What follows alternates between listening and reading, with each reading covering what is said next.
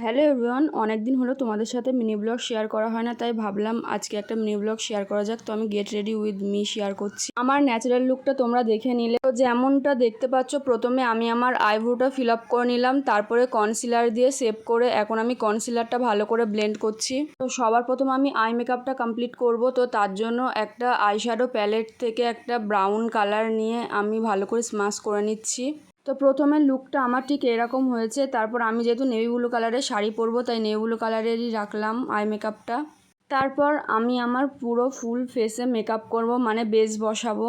জানো তো বন্ধুরা, যেদিন যেদিন শাড়ি ড্রাপিং হয় সেদিন আমি পুরো ফুল ফেস মেকআপ করি, কারণ আমার সাজতেও খুব ভালো লাগে আর ফটো তুলতেও খুব ভালো লাগে। আর যদিও এই লুকে আগেই তোমরা ফটোগুলো দেখে নিয়েছো, আর এই লুকে তোমরা আমাকে অনেক ভালোবাসা দিয়েছো, তাই ভাবলাম পুরো মেকআপ লুকটাই তোমাদের সাথে শেয়ার করা যাক। যেমনটা দেখতে পাচ্ছ, আমার চোখের নিচে যেহেতু ডার্ক সার্কেল আছে, তার জন্য আমি পুরো ফেসে কনসিলার লাগিয়ে নিচ্ছি। তারপর তো ওটা ব্লেন্ড করে পুরো ফেসে ফাউন্ডেশন লাগিয়ে নিলাম। তারপর তো কন্ট্রোল করে নিয়েছি।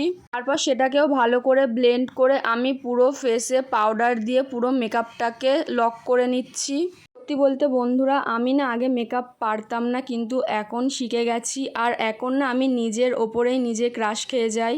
আর দিদি না আমাদের অনেক ভালো করে শিখিয়েছে, তার জন্য সবটা সম্ভব হয়েছে। তারপর দেখো, আমার মুখের মধ্যে যে এক্সট্রা পাউডারটা ছিল সেটা ভালো করে পরিষ্কার করে নিলাম। আর এখন তো আমি ব্লাশার লাগাচ্ছি। তোমরা সবাই জানো আমার ব্লাশার লাগাতে খুব ভালো লাগে।